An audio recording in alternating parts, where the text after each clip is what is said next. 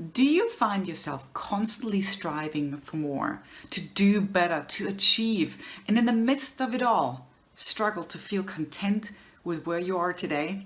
If so, this video is for you. Hi, I'm Hanni Berger and you're watching Tea Time, where I help you live your healthiest, most joyful and fulfilled life. If you find value in these videos, please make sure to follow us right on this channel or subscribe. In a recent conversation with a number of senior executive women, one CEO shared how she feels driven to always push for results. As a CEO of a company approaching $1 billion in revenue, being outcome-driven is a natural mindset. You constantly look for ways to serve your customers and strive for efficiencies in all of your processes and your procedures and your supplies. Allowing herself to be vulnerable, she shared that while she likes the success that comes with being outcome-driven, she wishes she could feel more content in each present moment. Can you identify with that? I venture to say that most ambitious leaders struggle with that. In all honesty, I do. Being a go-getter comes with a lot of benefits for you and those around you that you serve. We get stuff done faster than most. We envision where we're meant to go and we find a path to get there. We are organized and we find ways to cut through the red tape. We're on a mission and determined to succeed. But this forward-looking view has its challenges too. For one, spending more time on what tomorrow should look like can truly rob you of seeing the beauty of today. The strive to succeed tomorrow can also have an underlying tone that today is not quite good enough, or we simply overlook today's wins as our minds have already moved on to the next important milestone. As this is a topic I honestly currently toil with a lot myself, I spent some time thinking about what habits I could practice to find more joy in my present moments. And so I'm going to share that with you. Here is what I came up with. First, I want to get better at celebrating today's successes. I find that I don't spend enough time truly acknowledging my wins each day. I'll give you a best example that just literally happened yesterday. For 6 months, I've been working on building a partnership with a wonderful organization that will allow me to share the gifts of our health coaches with so many others and a new audience. As you know, partnerships take time. You build relationships, you talk about the potential win-win for each party, you finally talk more specifically about terms of the agreement, and then after months of courtship, you finally sign the dotted line. And that's what happened yesterday. What did I do? Nothing. I filed the agreement and moved on to the next best thing on my to-do list. It was literally hours later when I realized how I was about to rob myself of this important moment to celebrating all that it took to get there. Giving it the deserved acknowledgement made me feel so happy when I finally did. So I'm now determined to celebrate my small and big wins every day.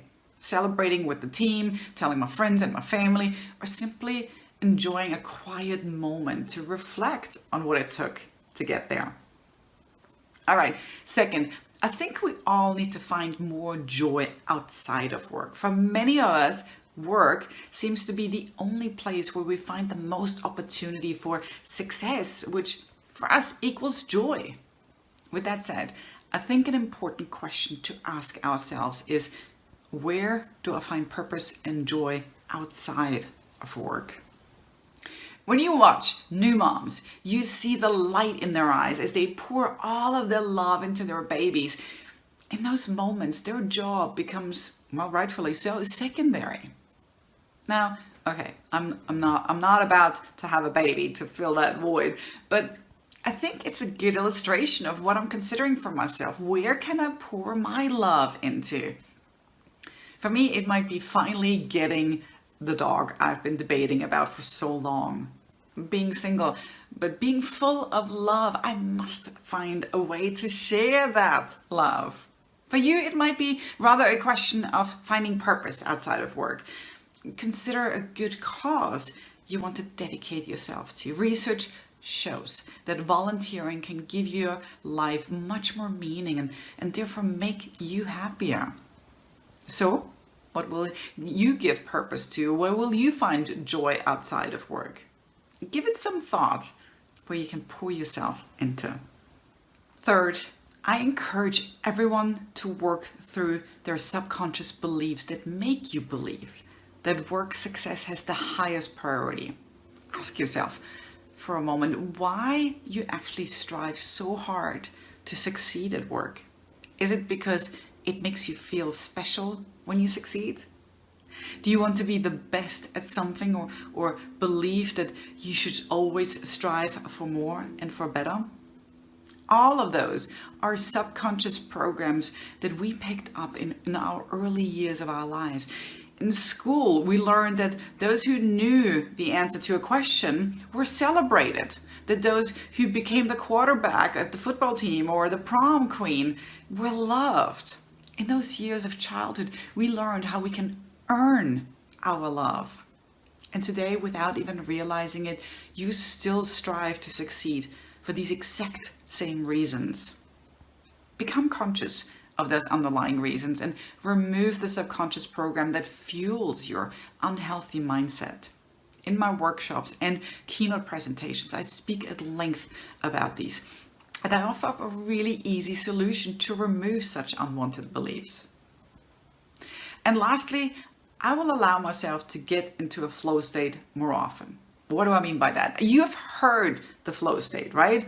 This is the mental state described where a person is being fully immersed in a feeling of energized focus, of enjoyment in the process of what they're actually doing in their activity. Time seems to fly by as you're in this zone. How often does your intuition tell you to do one thing, but because it's not on your high priority list, you end up doing something else? And you really ignore that little whisper voice. Just yesterday, I had one of those moments. My to-do list told me clearly what I was meant to do next, but my intuition led me down this different path. And first, I just kind of dabbled into it and into this low priority project. And I heard my voice in this head telling me over and over, literally yelling at me to stop and focus on what's really important. But I also heard the small whisper of that inner creative that loved the artistic work my mind wanted to get lost in. So I finally gave in and allowed myself a full hour to do the creative task. And I loved it. And it energized me so much that afterwards, the work on my real to-do list seemed to get done with so much more ease. I experienced what it felt like to be back in the flow. And I've committed myself to listen to that small inner voice more and more often. Will you? So, which of these habits resonate most with you? Will you celebrate your successes more often? Will you find purpose and more joy outside of work? Work on your subconscious beliefs or start listening to your intuition so you can finally work from a place of flow. What resonates most with you? Please leave me a comment below. I'd love to hear from you.